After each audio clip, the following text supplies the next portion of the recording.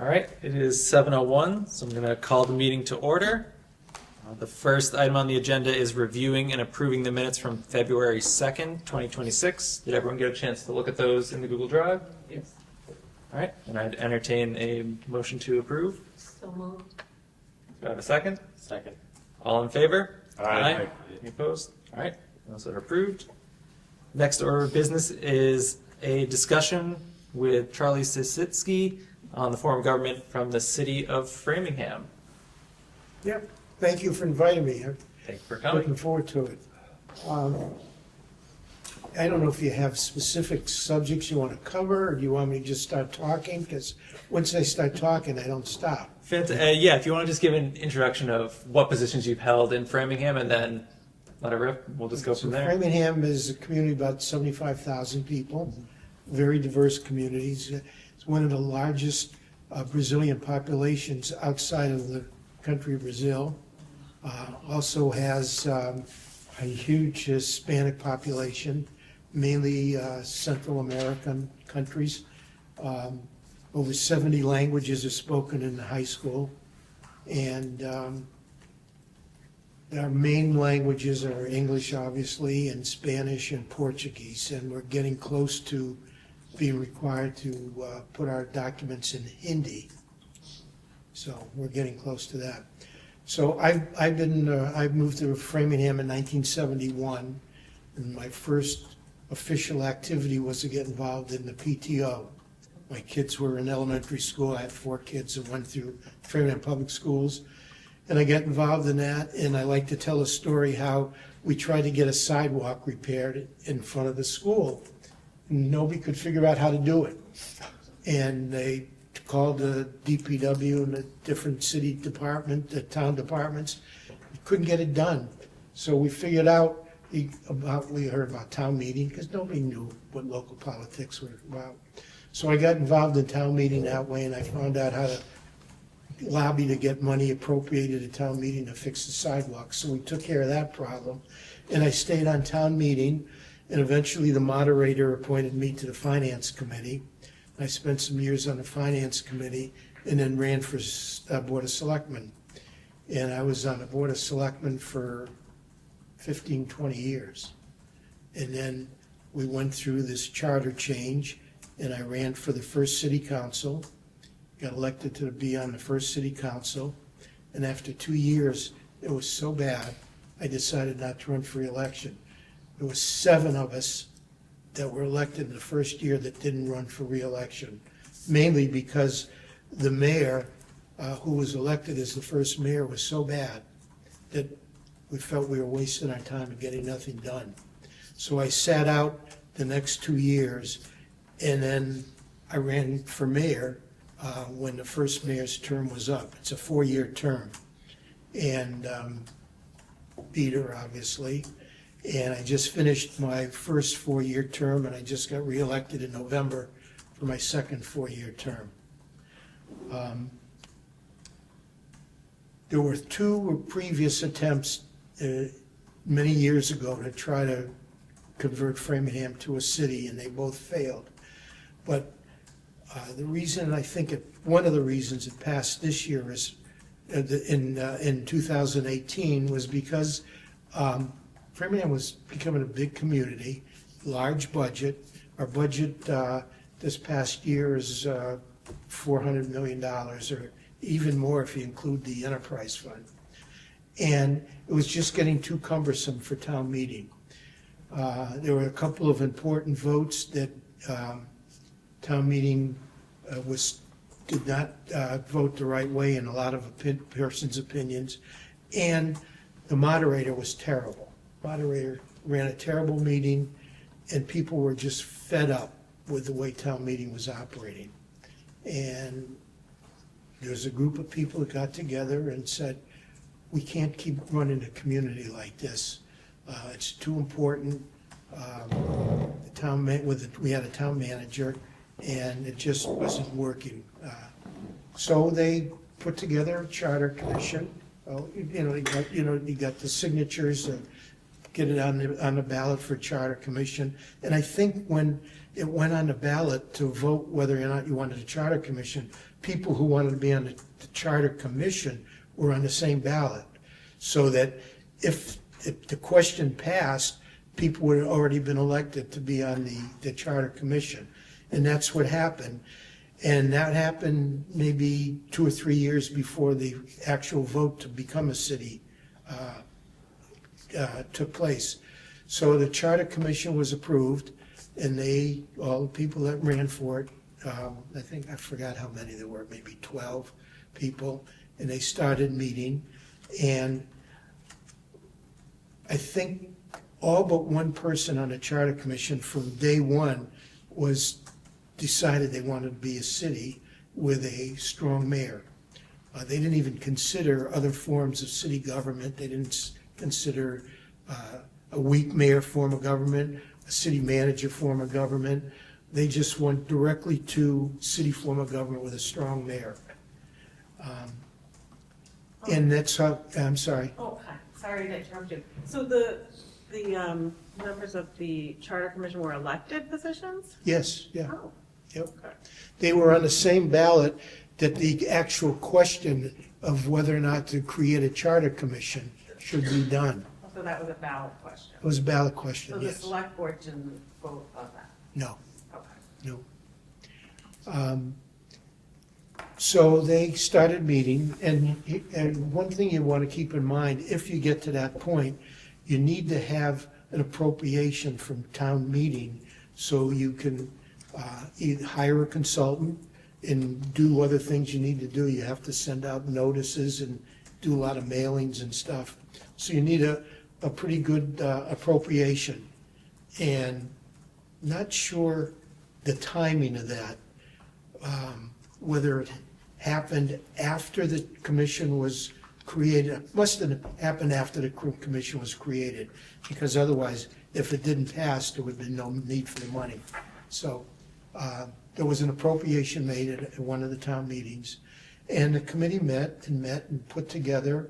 They hired a consultant to help them write the charter. They did a lot of research. They looked at other communities, other cities and towns that had gone through the process, and they looked at charters from other cities in Massachusetts. And with the help of a consultant, they wrote a charter. And then it became a political issue in terms of getting a charter passed. And, you know, there's certain restrictions about who can get involved, like the selectmen couldn't take a position as a board of selectmen, but individuals could. It was a political campaign. And it was a very close vote. It didn't pass by too many votes. It was pretty contentious for a while. And finally, it passed. And it passed in the fall of 2018 and took effect on January 1 of 2019. And the rest is history. There were a number of reasons why people voted for it. Some felt that it was an opportunity to diversify the elected leadership of the community, because on a 5-member board of selectmen, almost all of them lived in one part of town. Framingham was kind of split between north and south. If you're familiar with Framingham, you've got the north side, then there's Route 9 that runs east-west, and then farther south, there's Route 135, where the actual downtown is. And that part of the city is the more densely populated and lower income folks that live there. And a lot of people felt that the city wasn't diverse enough in terms of its leadership, because most of the people that got elected to either the school committee or to the Board of Selectmen all came from the north side. So one of the arguments was that the charter created districts that covered the entire town, and provided for one city council member from each district, plus 2 at-large members. The district representatives were for 2-year terms, and the 2 at-large were for 4-year terms. And the mayor's term was also for a 4-year term. Jeremy, how many districts? 9 Nine districts, districts. So that's 11 counselors? yes. Okay. So one of the important pieces of the charter is the transition section, because there's a lot of things you have to do when you transition from the town to the city. And I don't know about Shrewsbury, but there were a lot of volunteer committees that were appointed by the Board of Selectmen. And you had to make accommodations for that. So, and I'm not recommending you necessarily do this, but in the charter, they specifically mention which committees would be created or remain.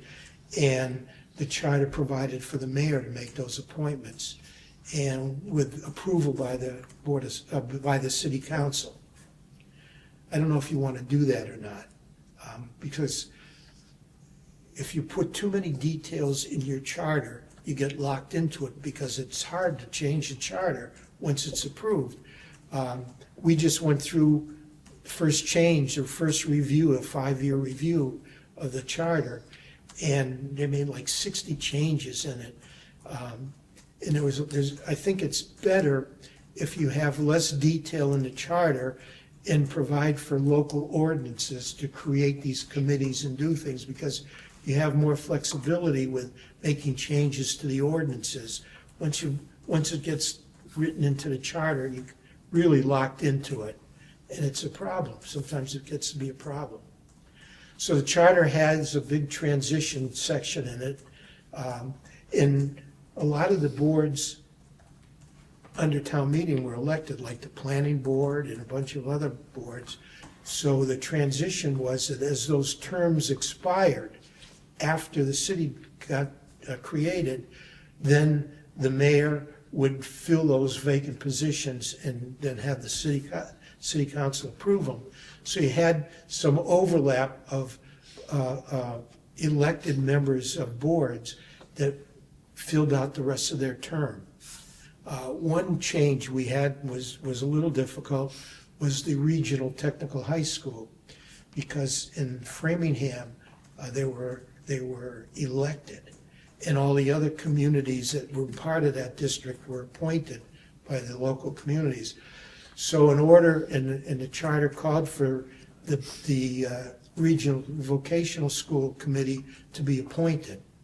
And they had to get the vote of the other communities to allow that charter, the school organization, the enabling legislation to be changed, so that Framingham could then appoint committee members to the Voc School. That took a little while to happen. Yep. Can I ask, why was that change considered and implemented? Because the whole theory behind the new charter, what the charter commissioners wanted, was to get rid of all these elected boards. We ended up going from, I forgot how many elected boards, down to 2 remaining elected boards in addition to the city council. It was the cemetery board of trustees, which I don't understand, and it was the library board of trustees. They remain elected. Everything else is appointed. I mean, even in other large cities like, say, Worcester and Boston, the school boards are elected. They might have different levels of strength, and there may be pros and cons to it, of course. Yeah.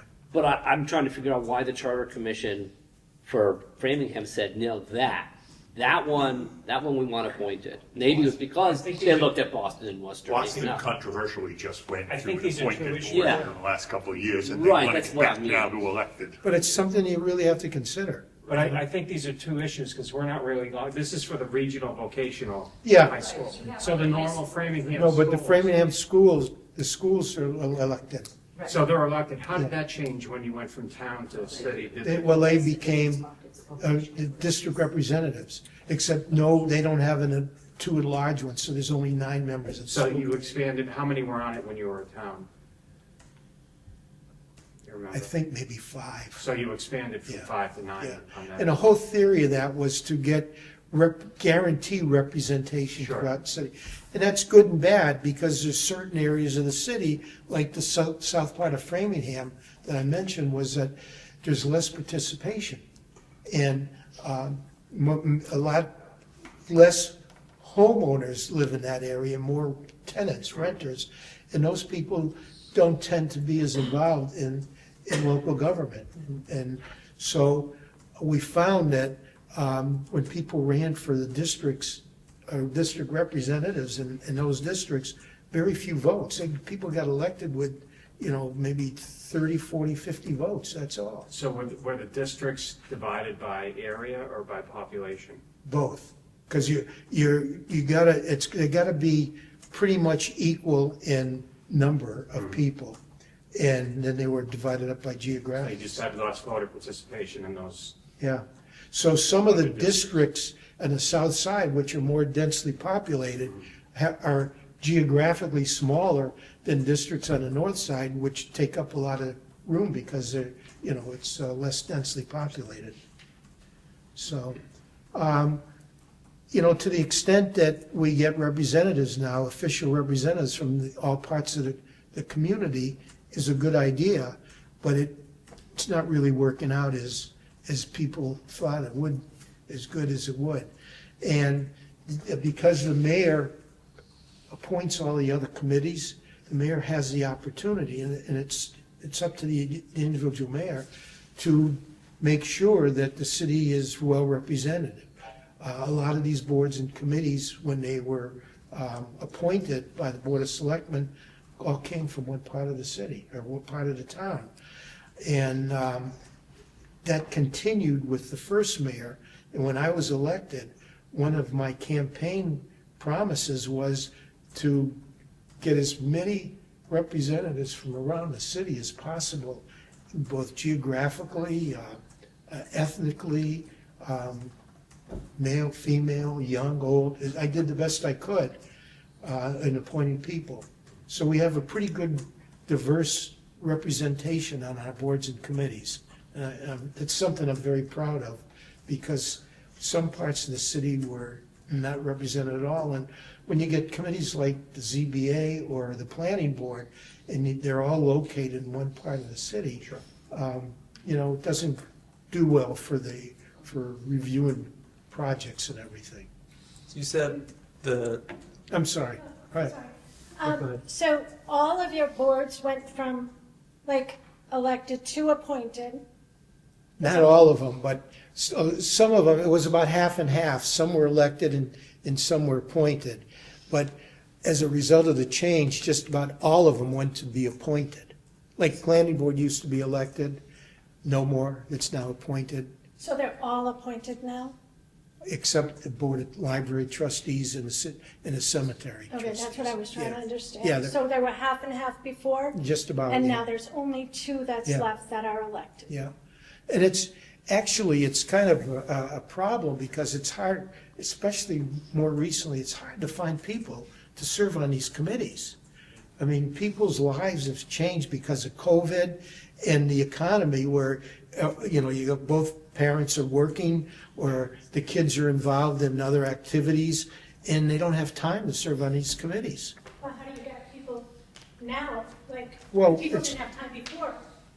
Well, If people are being elected, how do you Yeah. just appoint people then that, It if you didn't didn't have seem- people before, you just find people now? It's not easy. We do a lot of advertising. I haven't had every board filled since I've been mayor. There's always been vacancies on different boards. People get on, they find out they don't like it takes too much time, they quit. They watch some of the city council meetings and they get turned off by that, and they don't want anything to do with the city council, so they don't even apply. It's not easy.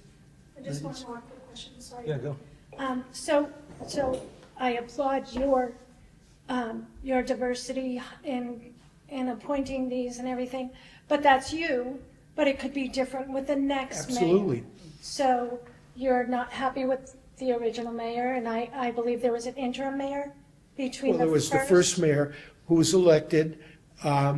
She had limited experience in municipal government. I think she served one term on the town meeting, and that was her experience, and awful. She hired people that were from not from the community, so her administrative staff had no clue about the history of Framingham, any institutional knowledge, and they were just winging it. And she had a personality that she didn't get along with the city council. She was always fighting with the city council, so we couldn't get anything done for 4 years. And then there was somebody between the two of you? No, Oh, okay, I'm the second mayor. okay. But then somebody next can come in and have a different philosophy than you in hiring practice? That's right. Okay, Yep. thank you.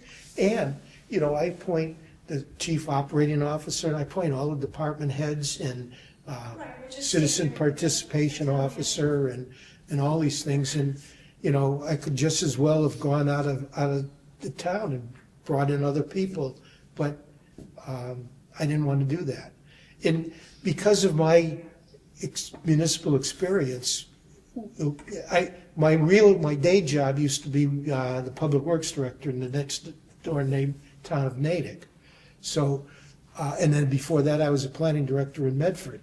So I've had many, many years of municipal experience on both sides of the table. So I know how all those departments interact, how the budgets work, the municipal finance. So when I became mayor, there wasn't much of a learning curve because I understood how the government worked. And I knew, because of all my years in activity in Framingham, I knew all the players, for the department heads and people like that. The first mayor had none of that.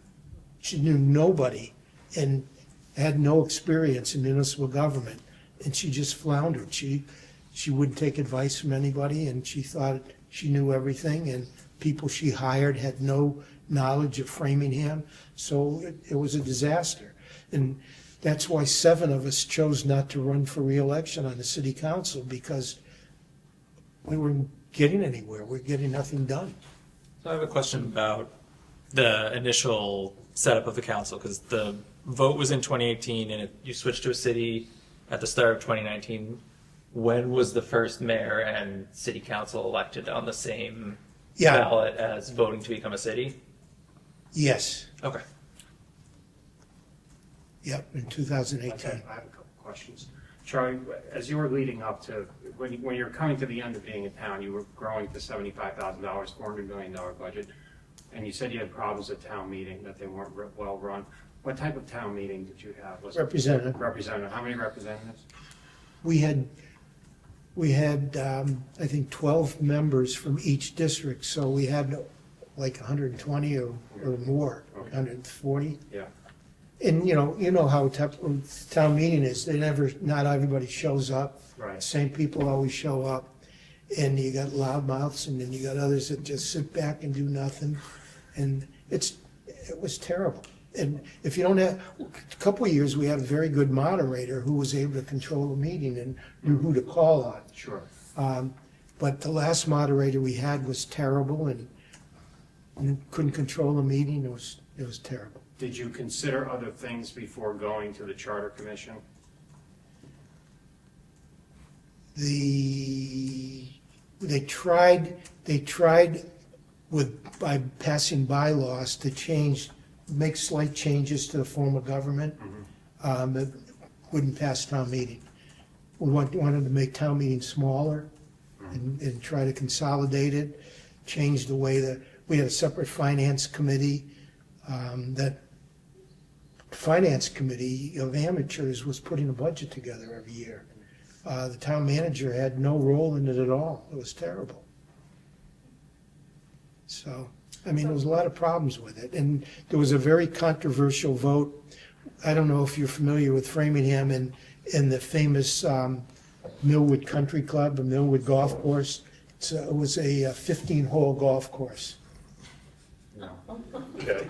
Yeah, for us old folks, we get tired after 15 holes, and we loved it. There's a 12-holer in Leicester. Oh, is that right?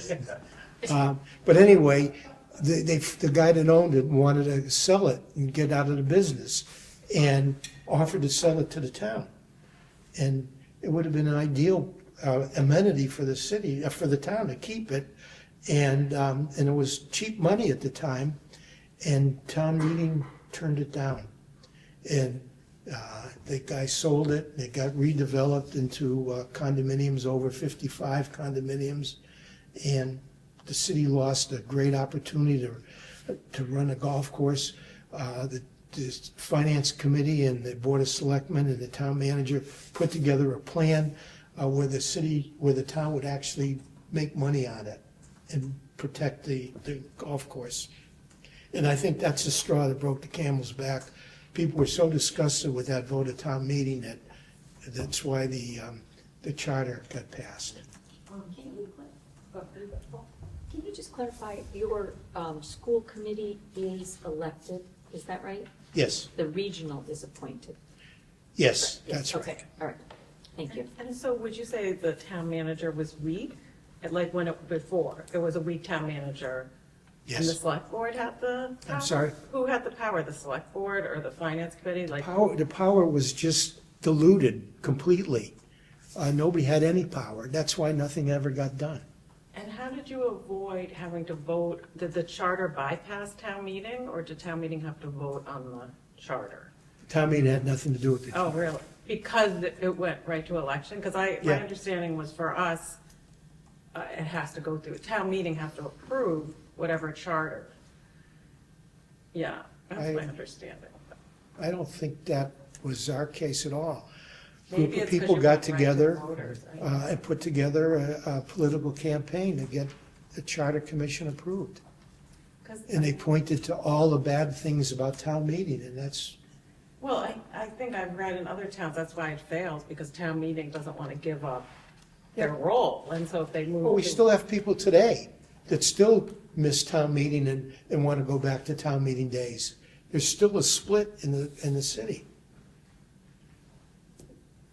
Someday those people will be gone and we'll move on.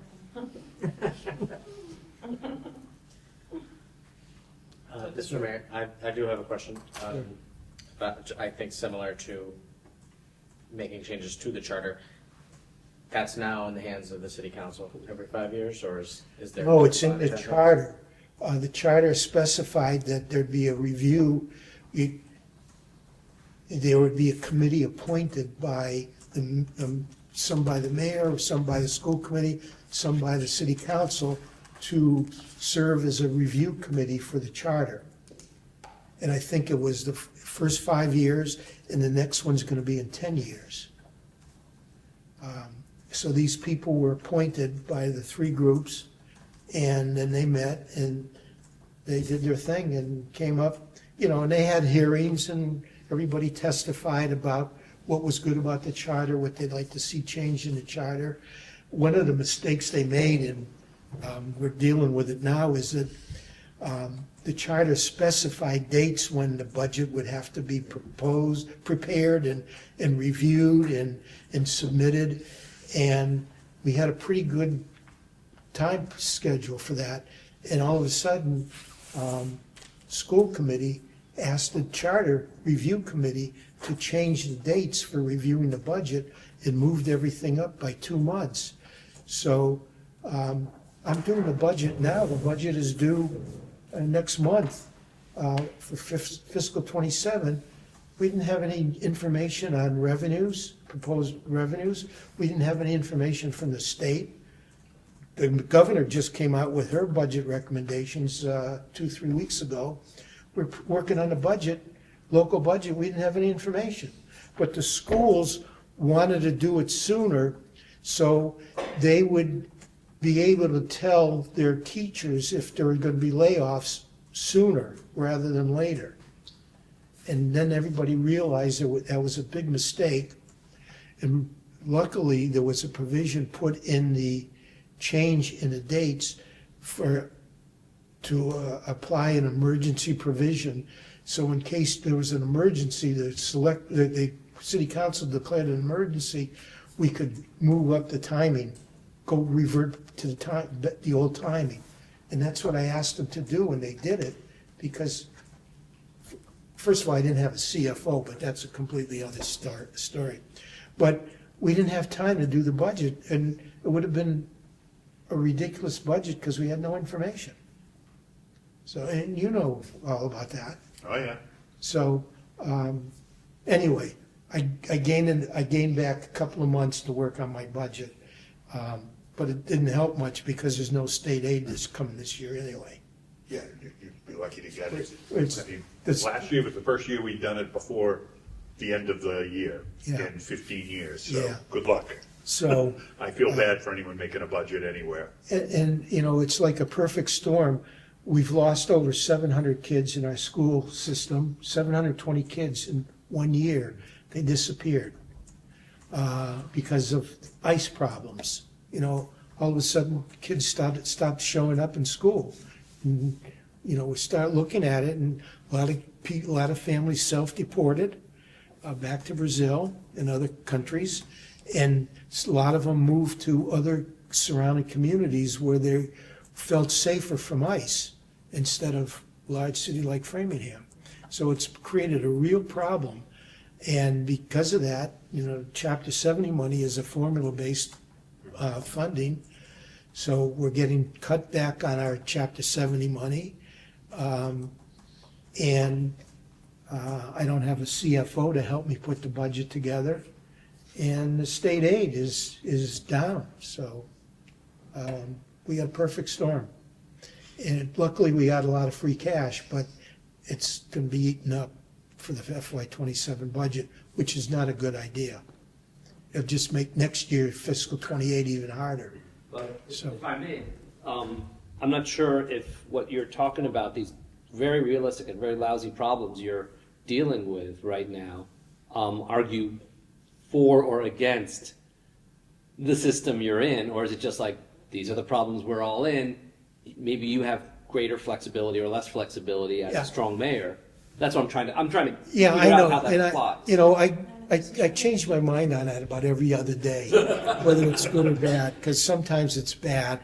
But I think for the most part, it's better to have the city for a couple of reasons. One, you know, the city council has the authority to appropriate money, and they meet every other week. So if you have to move money around, transfer money, even zoning, they have the authority to change the zoning.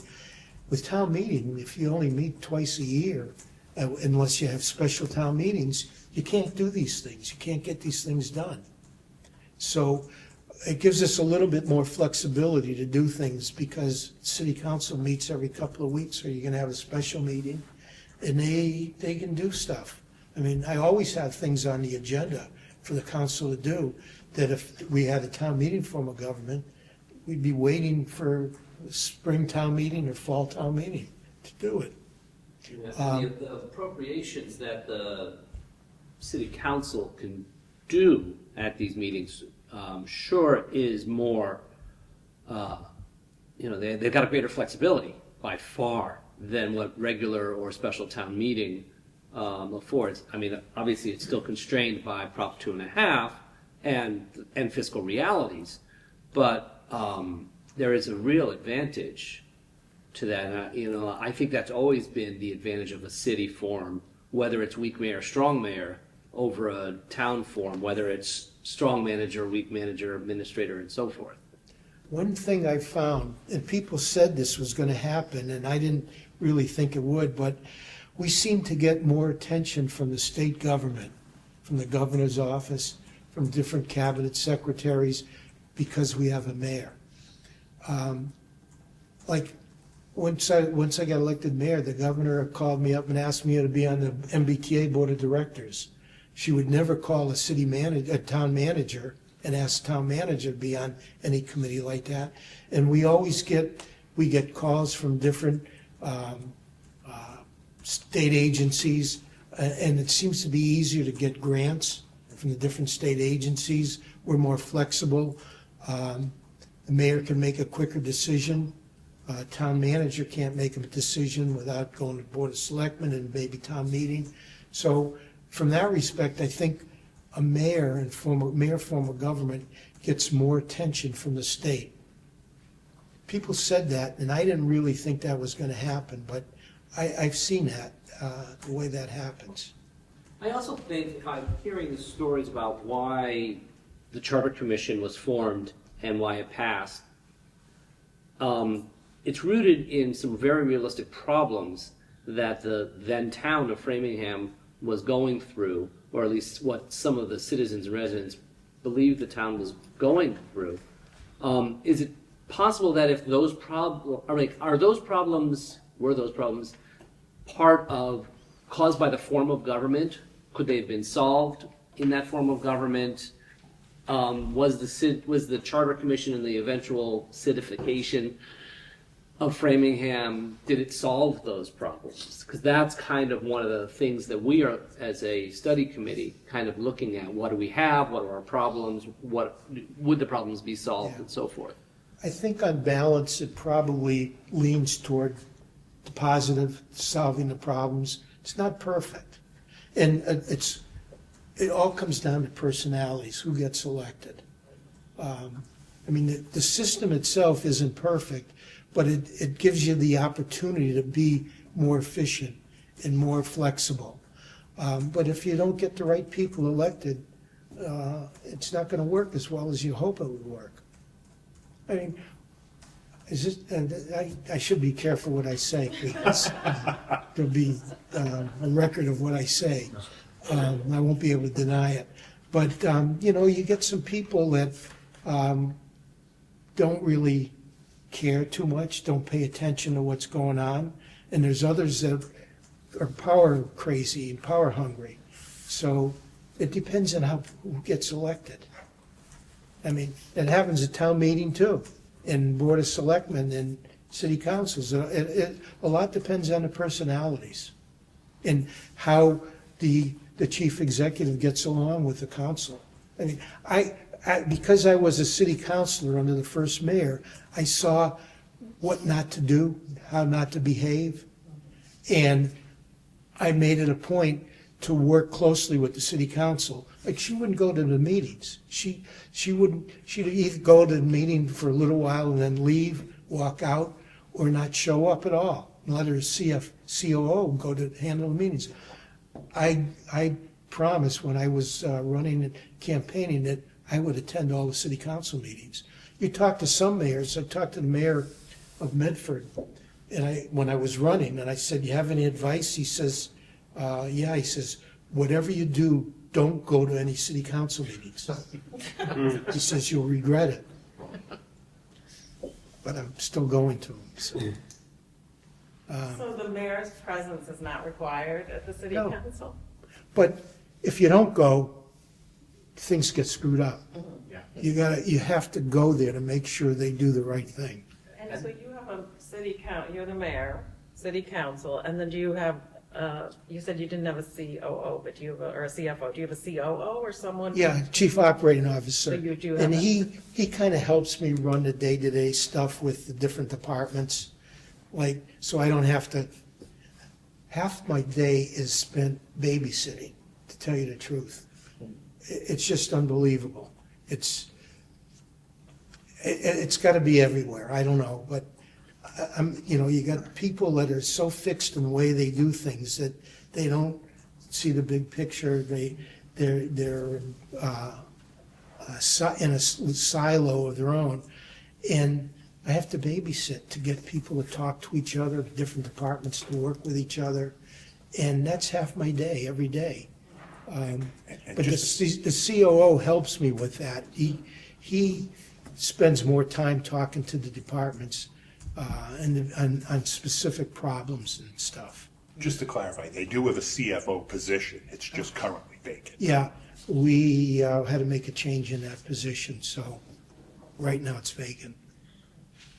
So you're saying that even though you've hired or appointed or whatever these people, that they're still not living up to your expectations? I have very high expectations. But you're still babysitting them, is what you're Yes. saying? Yep. Well, I think So- this is the heart of a boss and employees. Like, people don't jump when you say jump. No, mean, I we're similar understand people, that. right? I understand that. I just mean, like, it's still the whole, But that's just not public sector, that's everywhere. Right, that's the word. Private sector. right, I'm just trying to Yeah. understand. But you would think, I'm the mayor, I'm the boss. If I tell them to do something, they would do it. And if I should give them expectations and I tell them what my vision is or what my goal is, you think they do it. But they don't always do it.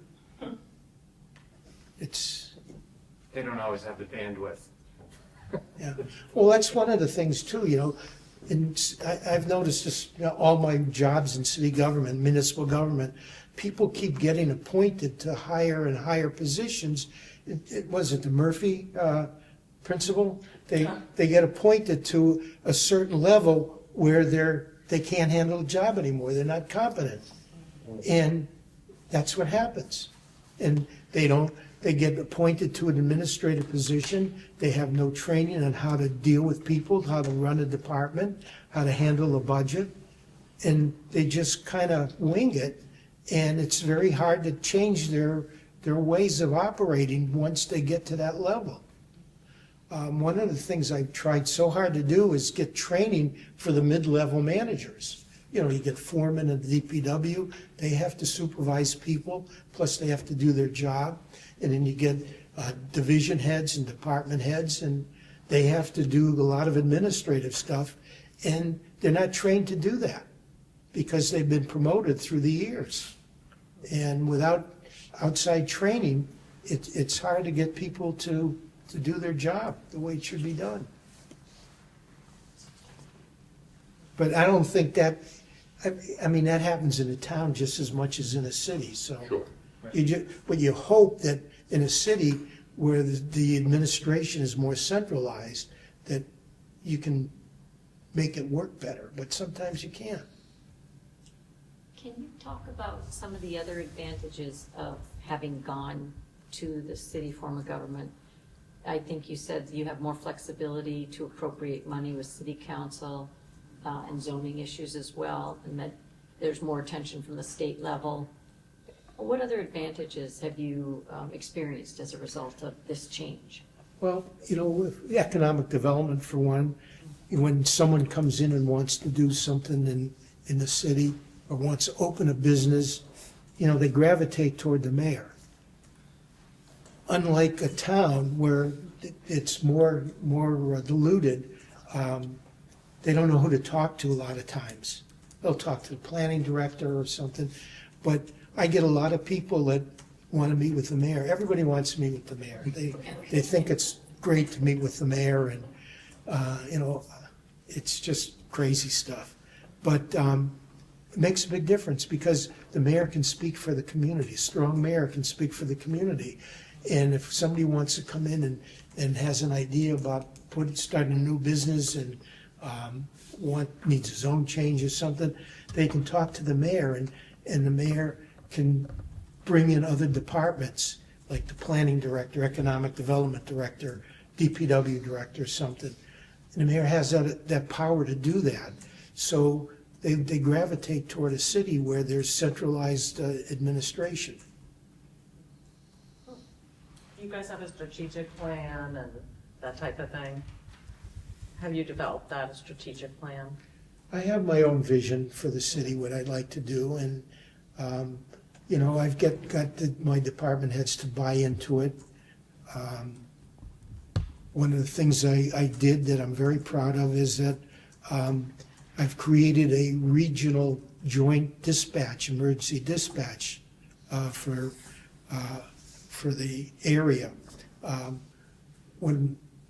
Before I became mayor and throughout the years I was on the Board of Selectmen and everything, we had a separate dispatch center for the police and separate for fire. And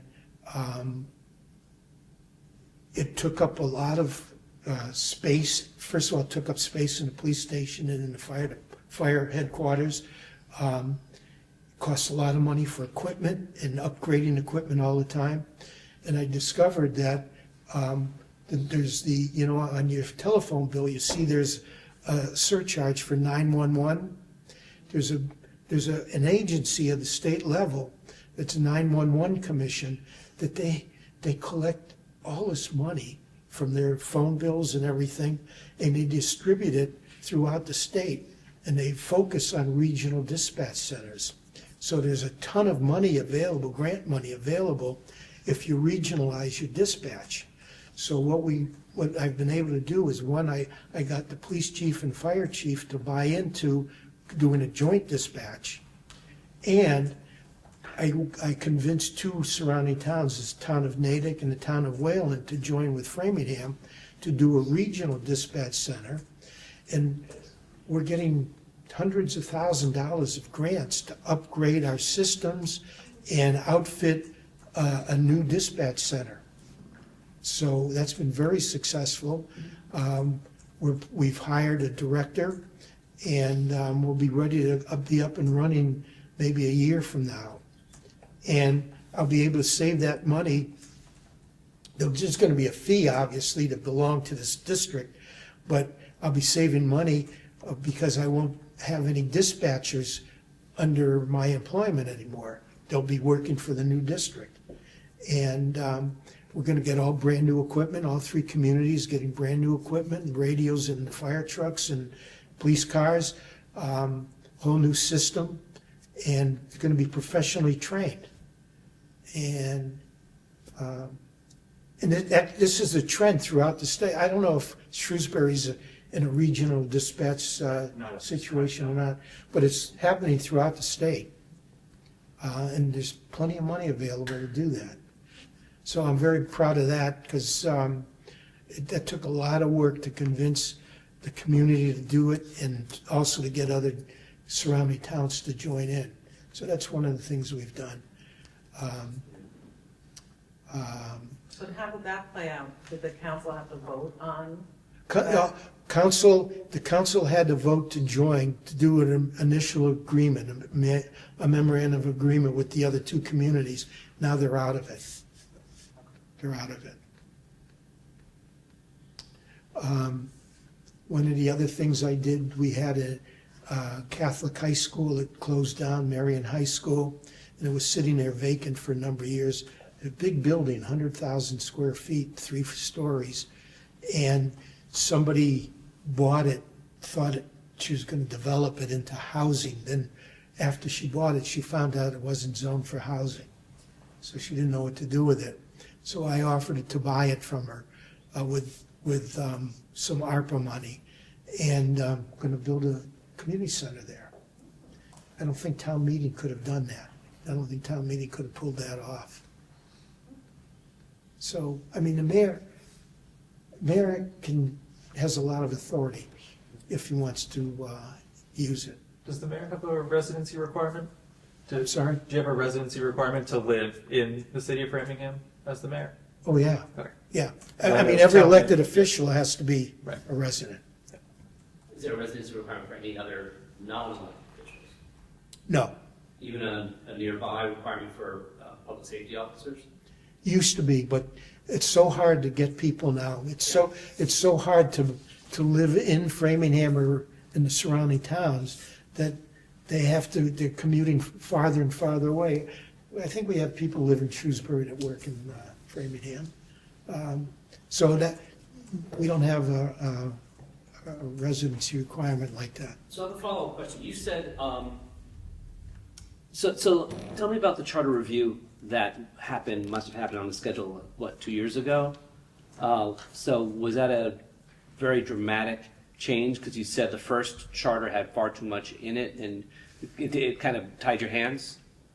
Yeah, most of the changes were very small, minor changes.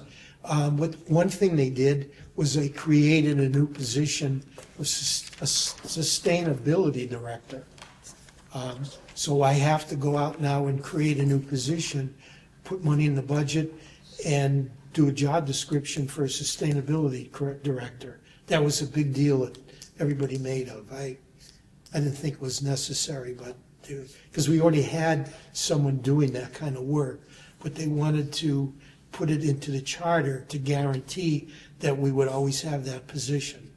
And that's one of the things that I would caution you to do, and I think I said at the beginning, be careful how much detail you put into the charter, because you get locked into it. You're better off having a much broader charter that leaves it up to the city council through an ordinance procedure to create different things. because you gotta have the flexibility to change it or to tweak it if it doesn't work. Because once it's in the charter, it's very hard to change.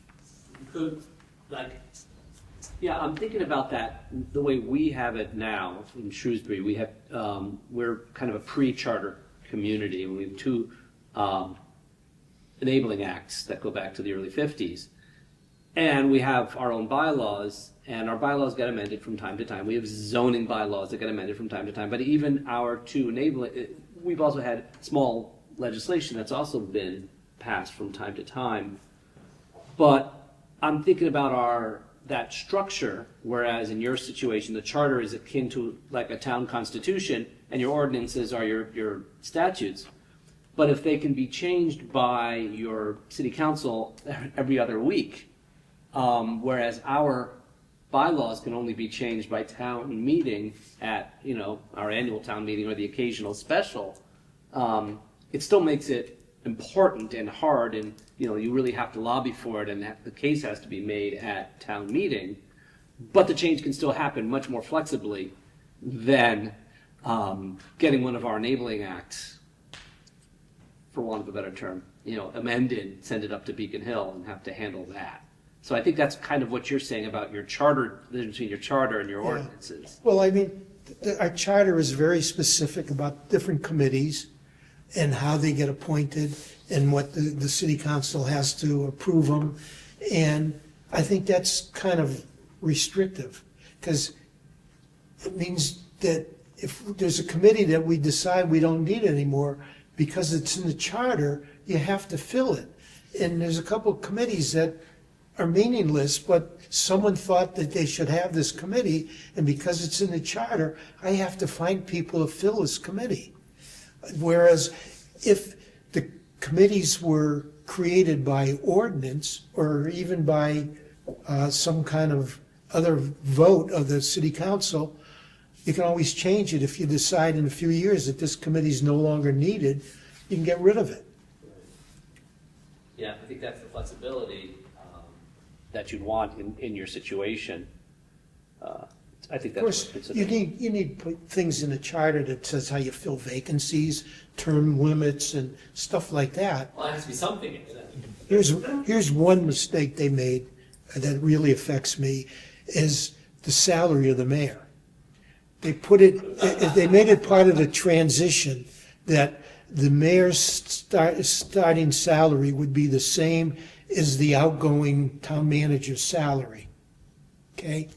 But then they put in there that you can't increase the mayor's salary for the current mayor, the mayor who's in office, that can only be changed so it would affect the next mayor or at the next election. So I can't put in a raise for half my people get more money than I do. You do any research and you'll see that elected mayors throughout the state, relative to town managers and city managers, get a lot less money. I mean, the town of Natick, who was half the size of Framingham, town manager gets over $200,000. Town of Ashland, town manager gets over $200,000. You look up and down the state, managers get a lot more money than elected mayors. That's just a sore spot with me. But, I mean, you see, you gotta be careful. You gotta, you don't wanna lock yourself into something as important as that you can't change. You said they wrote into the charter that after 5 years there was a review, and then 10 years after that. Are those the only two written? No, or I is think, it 10 then I years? think it's like every year that ends in 0 or something. Okay. However So that written works. into the charter is Yeah. an enforcement that there will be a charter Yeah. review committee. Okay. Whether you wanna do it or not, you have to do it. And How often is that, well, sorry. How often is that committee reelected? It's a new committee, so each time there's a charter review comes up, the city council, school committee, and mayor appoint people to that committee. So you're reappointing that charter committee? Yeah, it would be a new committee, yeah. Wouldn't be the same people. and I just want to back up, who actually drafted the charter? Was it the commission, or did they hire someone, or was it council? I think, no, it was the charter committee. They decided what they wanted to do, the concept of it, and then they had a consultant help write it. And I think the consultant made suggestions, said, oh, you don't want to do that, that's stupid, or you might want to think about doing this, and they would vote whether they wanted to do it or not do it. But the consultant wrote it, and the charter commissioners told them what they wanted to do. And they held public hearings, but not too many people showed up at the public hearings. I don't think they were well prepared, that they had the preconceived notion that they wanted a strong mayor, so they didn't even consider looking at the city manager form of government.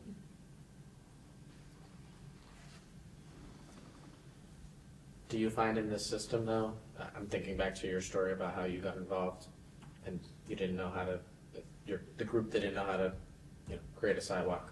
Yeah. Do you find that people now understand better who they should be speaking to, or does everything just get kind of funneled to you? No, I think there's more accountability with the city form of government, because everybody knows there's a city council and there's a mayor. And most people know who their city council is, city councilor, because it's their district where they live.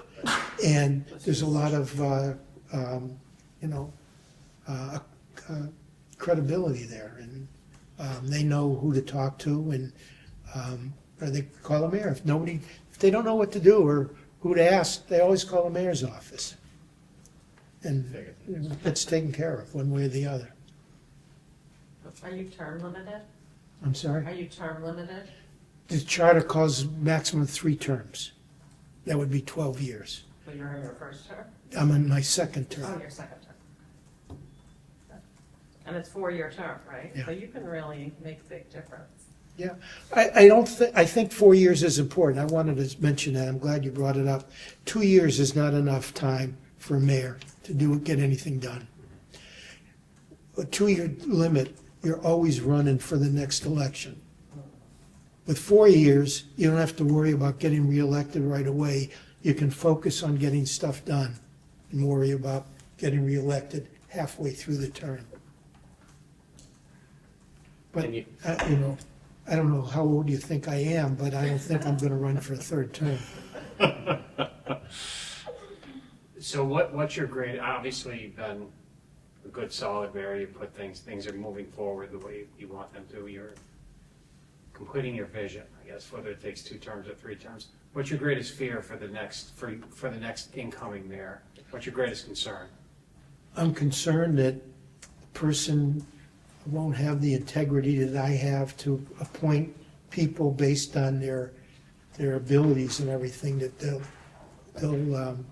turn into a political show and appoint people they know and people that they can manipulate and get things done for their own purposes. You always have to be afraid of that. And I'm afraid that, they may revert back to the old ways where, who gets appointed and not what you know. And I'm concerned, like, if someone gets elected that has no concept of how municipal government works, municipal finance, or how different departments work together, that things won't get done and, go backwards instead of moving forward. So would you say those are potential downsides to this form of government versus having a professional manager? Yep. That's, I think that having a professional manager makes a big difference. City's lucky to have me as the mayor. Now, Obviously.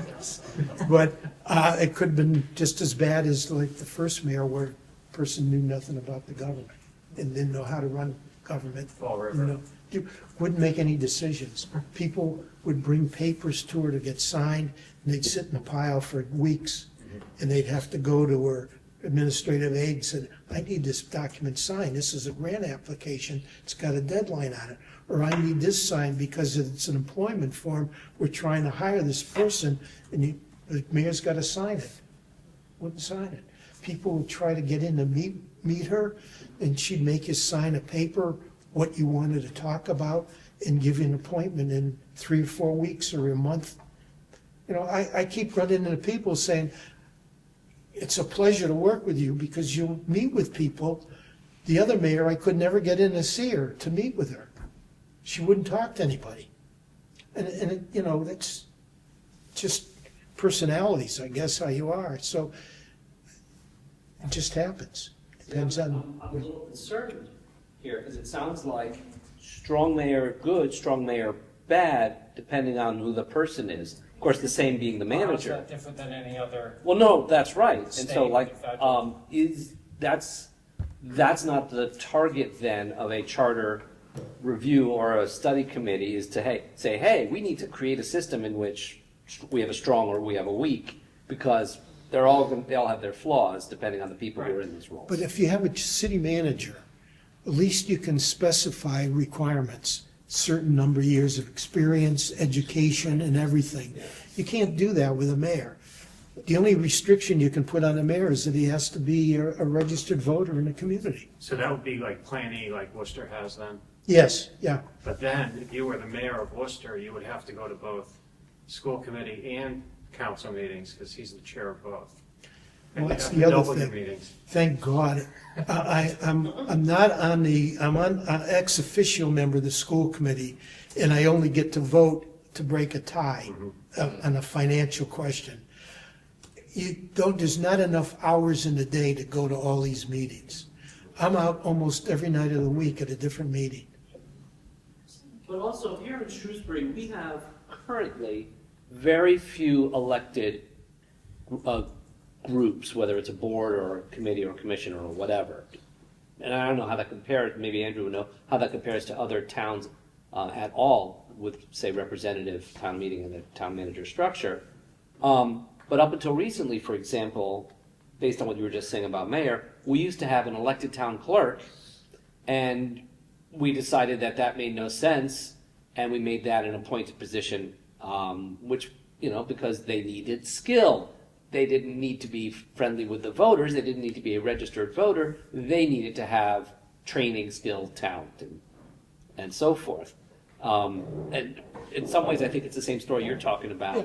Well, with a manager. We or a had an mayor. elected town clerk under the town form of government, Yeah. and the charter changed it to appointed. And town clerk is one of the few positions that it's appointed by the city council, not by the mayor.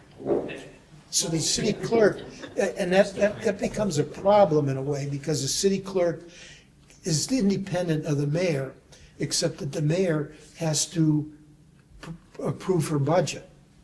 So there's a little bit of, But here in Shrewsbury, and I'm not arguing, I'm just doing it for the rest of the body and the 13 people who are watching this, that here in Shrewsbury, we have a division, and I'm sure the town of Framingham and city of Framingham have this too. We have a division of these departments between the manager's appointments and the select board's appointments, and to some extent, we also have a board of library trustees that appoint a director and a few other things like that. And the moderator makes some significant appointments too, even though in the end, the budget still has the same funnel. Everything comes from a model created by town hall. The manager and the staff figure out this budget. The school committee contributes their portion to it, even though they are the ones who hire the superintendent, who in turn hires. It's not an unusual form of government, but it's not always just as simple as saying, well, since the top of the hierarchy is in charge of the jobs, is in charge of the budget, the top of the hierarchy should also be in charge of the jobs, if you see what I mean. We have that division. And it sounds like the city of Framingham has some of that too, and it creates a tension, and maybe that tension is a good thing. I'm sure not everybody enjoys it, but it was one of our early lessons when we first met. It was either November or December. We were talking about those divisions, and I don't know how that would play out if we ended up making any changes. That is the more common form, what we have. That, Yeah. it's spread out. And Spread out, yeah, it's a better word for it. Thank you. when we were a town, the town manager had very little to do with putting the budget together. It was the finance committee that was appointed by the town moderator. Finance committee would meet with all the departments, decide how much to allocate to each department, and make the presentation of the budget to town meeting. Town manager had very little to do with the budget. And that was probably part of the problem too. Absolutely. Thank you. I wanted to back up a second too. I think 4 years under a bad mayor sounds like a long time. 2 years was bad. Right. Does the charter have a recall mechanism in there? I think it does, yeah, but it, Okay. you And no know one- how complicated that gets. Right. Yeah, Just was curious about yeah. that process. Yeah, just in general. Please. How happy do you think the residents are? I think they're very From- happy. A lot of them are very happy. A lot of them, but like, Well, there's always some that are not gonna be Yeah. happy with anything. I mean, my taxes are too low, my water bills are too high, the parks are a mess, you're not doing this, you're not doing that. And for every one of those, you get a bunch of people that are very happy. You'll find out, most people, all they care about is that when they flush the toilet, it disappears. When they turn the faucet on, water comes out, their trash gets picked up, their streets get plowed. Most people, that's all they care about. They're not interested and they don't have a clue about the intricacies of how government works. so the people that wanted this change, have you done any follow-up surveys or any follow-up information as to, so you weren't happy before with your form of government, you weren't showing up for town meeting, you didn't like your moderator, these are the things that you've already mentioned. This prior government system was not working for the town before. These are all things that you yourself have mentioned here tonight. Have you, as a community and the mayor, have you followed up with this body and said, okay, this is what we had before, however many years later, what are we at now? Are you happy now? This is the changes that we have made. This is what we've implemented. This is the structure. This is how it has changed. This is how it's, morphed, Yeah. whatever. This is what I'm doing. This is my role. This is the structure. This is what happens now. What do you think? That's a great question. Thank you. We really haven't done that. I mean, we get bits and pieces through social media, which is a terrible thing. We don't have a local newspaper anymore. The local newspaper is all but disappeared. So it's hard to get feedback. We get it when people show up at public participation at the city council meetings. Usually it's a one-issue problem. It's not an overall problem. I think for the most part, people are pretty satisfied the way the city's being run. Well, I think that a periodic review of the charter, of a charter in the future, could come up with some way to also review satisfaction of that charter. But the problem that we are having is, how do you reach out to the community and get in-depth, valuable, actionable feedback, which is something we're about to engage in as a study committee, reaching out to our community, trying to pull them on something that most of the community doesn't even know. They don't even know these questions are coming, because they don't know that we exist. And we're about to spring something on them to say, hey, we're looking at all this, what do you all think? Yeah. Well, one of the things I do as mayor, we have 9 districts, and once a month I try to go to have a district meeting and move around the city, invite people, and we have it at a public building in that district if it's possible, like a school or senior center or someplace. And we try to invite just the people from that district to come, and I bring department heads with me, and we talk about projects that are going on in their district and try to get feedback from them.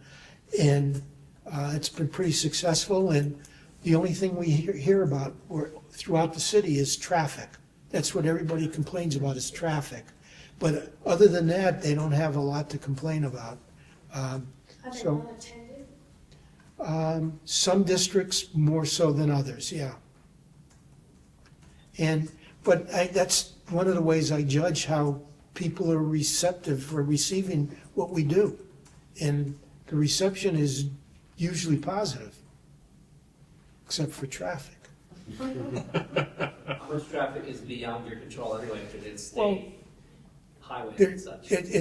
it's a lot of through traffic, commuter traffic It's from. Framingham. Yeah, I mean, you got a couple of major east-west, north-south roads, and people commute from communities south of Framingham to the north of Framingham, or east and west through on and we have 2 exits on the turnpike.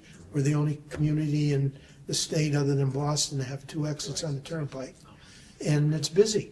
We have some pretty large companies in Framingham, so there's a lot of morning traffic, and we got schools. One of our problems with the schools is that we have school choice, so we have school buses running all over the city. You get a school bus, 2 or 3 school buses go into the same neighborhood to bring kids to different schools, because we have school choice. One of the other problems with the schools is most of the schools are on the north side of town, most of the students are on the south side of town. So we have to transport kids from the south side to the north side, and some kids are on the bus 2 hours a day, going back and forth to school. That leads to a lot of traffic. It's a problem. So, it's tough running a city.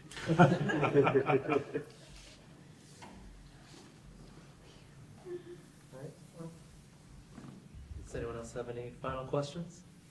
If not, thank you very much for. Thank you. Very I know it's all over the place, but there's a lot to consider when you take this on. And it's gonna be a lot of work, and it's very important to get as much input as possible from the residents. And that's why you need to have a lot of meetings and get people to come out and get interested in it. And you have to listen to them, you gotta be open-minded. If you go in with preconceived notions, it turns people off, so. Yeah, outreach is one of the remaining items on our agenda tonight. I know you said you attend meetings all day, so All the time. feel free to continue to stay, or Yeah, it's really- During the day, I get calls, I got to the nursing homes to give a citation to a 100-year-old person, or I gotta go to a Eagle Scout Award banquet. Everybody wants the mayor to come. It's amazing. But one of the best parts about the job is that my wife is very much engaged in it. And she's a big supporter, and she knows more people know her than know me. And she's very helpful, and everybody loves her, and it really helps to have your spouse be part of the team. So, I mean, that's just a bonus I got, to have such a great wife. But it makes a difference. So she's the first lady of Framingham. She's the first lady. She loves it, she loves it, and, Carlos, you don't know anything about attending community events. How many do you go to a week? It's a lot, I mean, there's a lot we get, but it's a scout things, Oh, yeah. it's the same. We see you at all. the Y always has these fundraisers, and the Boys and Girls Club there, there's always fundraisers. Carlos is a selectman, so. Yeah, you know what it's like. Yeah, it's a lot of time. Yeah, it's very time. The other thing is, you gotta like what you're doing. If you don't like your job, it's terrible. I love getting up every morning and looking forward to going to City Hall and get to work. And that's important, you gotta like what you do. That's great. I invite you to stay for the rest of our meeting. I invite you to leave if you want to go home to your wife. Yeah. All the options are available to you. You get to sit back and watch us after you got to nothing. Well, we have 2 more items. The first should be fairly quick, is reviewing and approving the annual town report that Tanner kindly drafted for us. Did everyone get a Yeah. chance to read through it? Yes. Yep. Does anyone have any comments? Thank Things to Yeah, do? let me know. I gotta figure out what to do with them. know what the specifics are now, but Rick- Thank you. Thank you. Thank you very much, Mr. Mayor. Want any follow-up?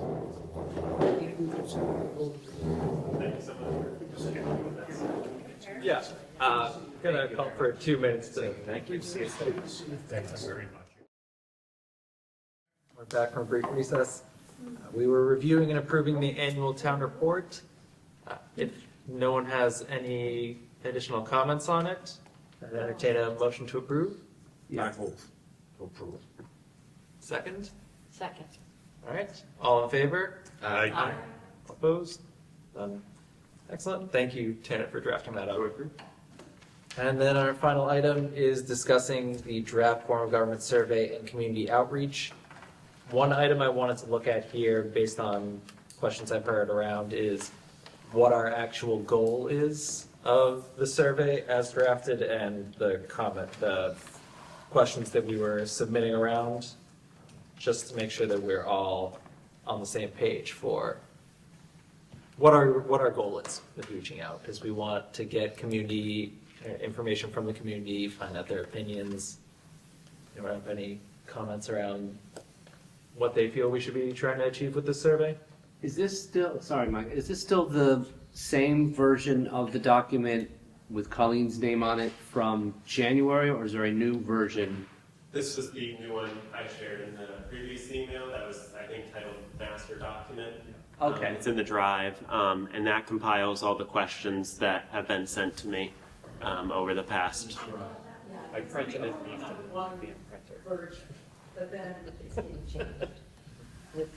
Well, that's what we have to decide, right? Which questions to go with? Yes, I was just collecting Yeah. so I'm still looking for it. Yeah. I'm just trying to find it in the drive, that's the It problem. should be, let me check. It's spots draft, I think. So yeah, to summarize, Colleen and Carlos, I believe, and I don't know if anyone else was with you, initially came up with some questions to help us get our minds working on it. Since then, some people have submitted questions to Tanner to further identify what questions we would actually, finalize what questions we would want on a survey to send out. At some point, we will have to narrow down this list just because there's some duplicates that we want to limit the length of our survey. But before we can narrow down what questions we want to ask, we kind of want to decide, maybe codify up more what our goal is of the survey. Because we all agree, community outreach, but that's not the most targeted thing, just saying community outreach. I'm Just to chime sorry. in real quick, Mark, it's in the, Thank you. when you go to the main form of government study committee folder where you see meetings, meeting minutes, important materials, it's just a Google Doc right underneath that. It's not in a subfolder, just titled FOGS Survey Questions Master Document. Thank you. Yeah, no problem. Sorry, back to you, Chair Rep.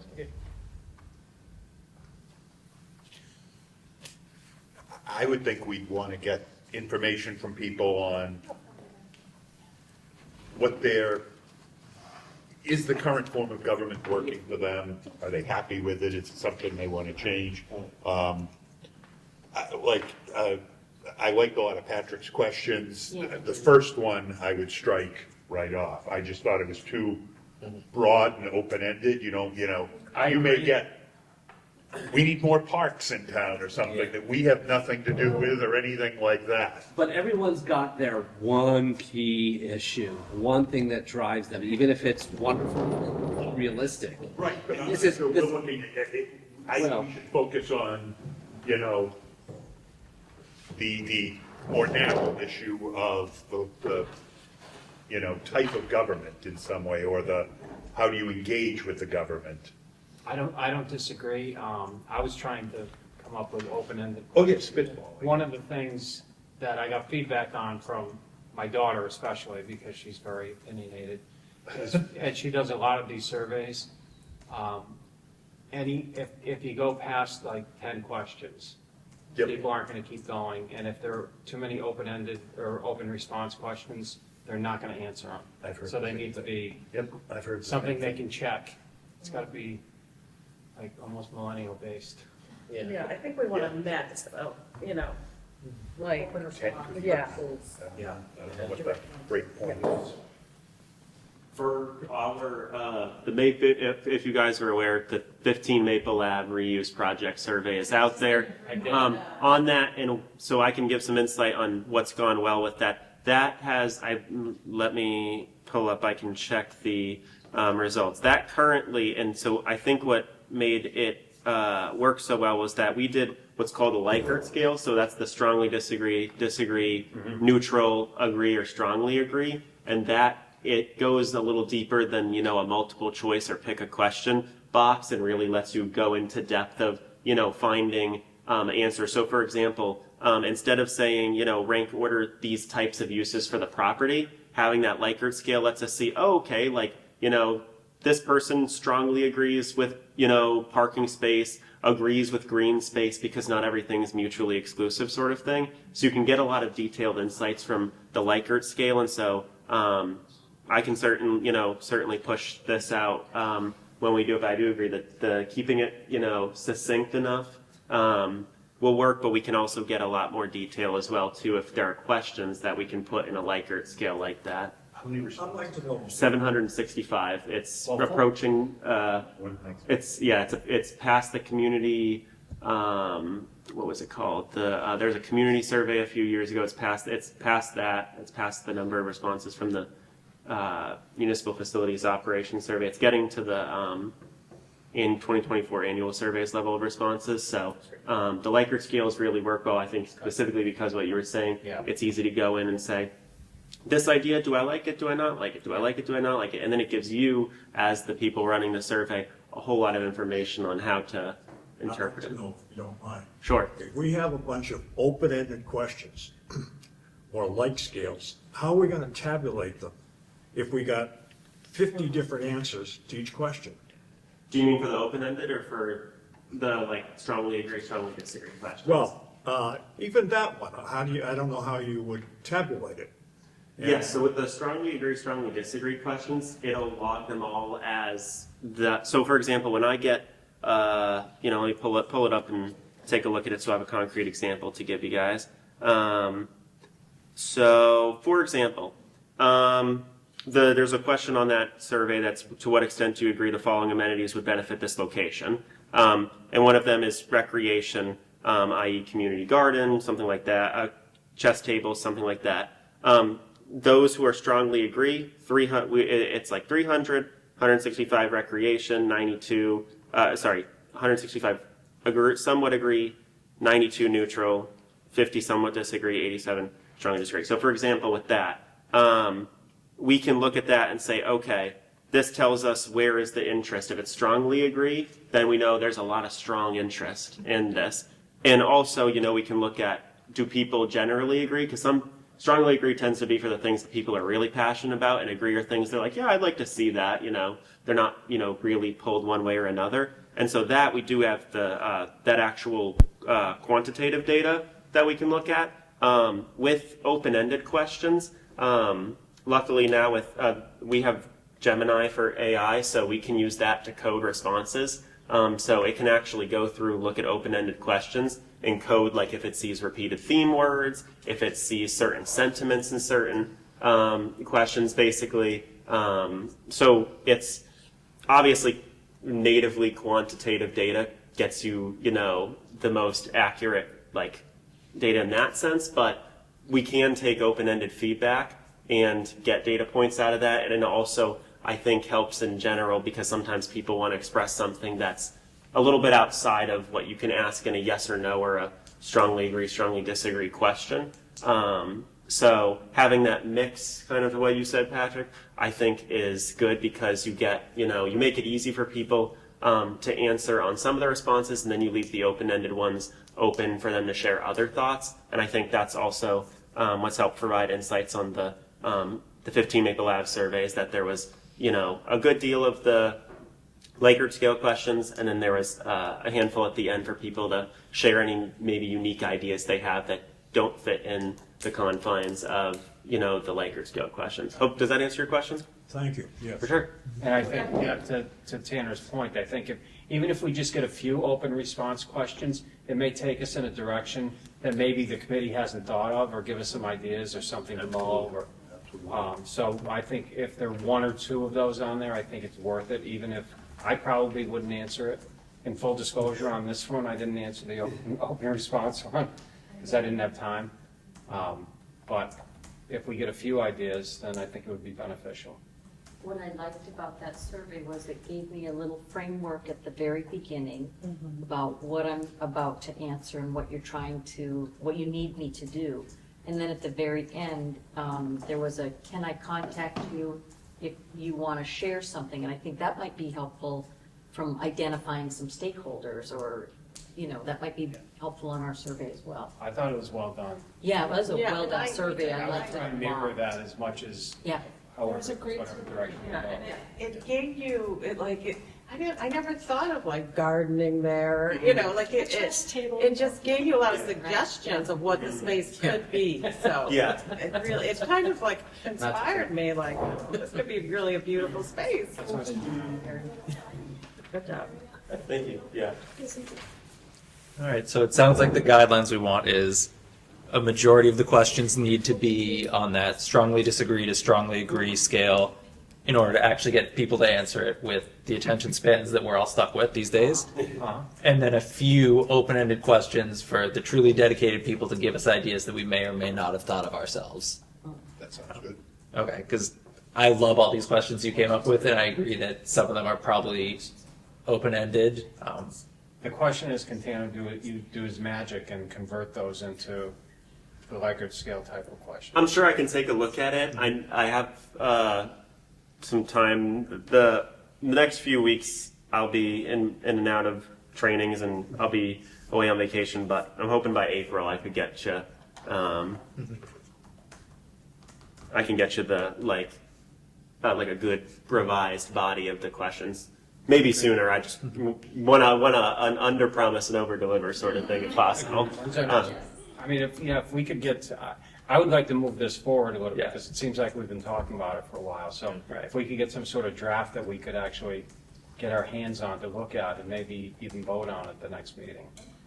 Tanner, how long is the survey that's currently on the town's website going to be on there? Because I don't think we want to compete with. That one, I believe that the Planning and Economic Development Department is aiming for somewhere in the middle to end of March to have their community meeting. So the survey is to be that initial, feedback, and then that part of one of those questions was, do people want to engage in a community meeting to, assess that and when it'll be. So I haven't heard from them since I launched the survey, so I don't know when, but my plan is probably to take it down from the website in like the end-ish of March, so that, and then that would probably work out well for, if this survey goes up sometime in the spring, timing-wise, that would probably work out.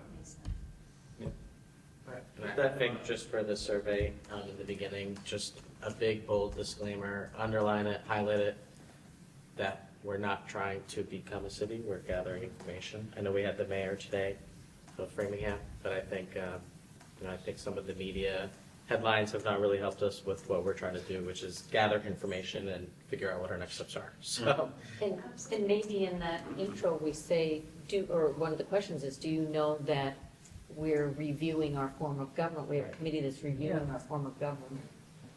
No one knows. I guess we'll find out, right? I think we'll find out. And the problem with a slightly less known organization like ours is that only the true dedicated ones are going to be giving us the feedback at first. As we get more afield, we'll get a broader reaction, and that's, of course, our goal. Looking ahead at our schedule, we have, our next meeting is on March 16th at Town Hall. Correct, Tanner? Let me double check the calendar. In the select board's room. And then following that, we're back again on April 6th in here. That is correct. Select Board's room on March 16th for the next meeting. Fantastic. So if that is the timing we're looking at, we should try to convert as many of these questions to that scale. Both Tanner and we all have access to the same document. We can all submit those to Tanner to save him a little bit of work.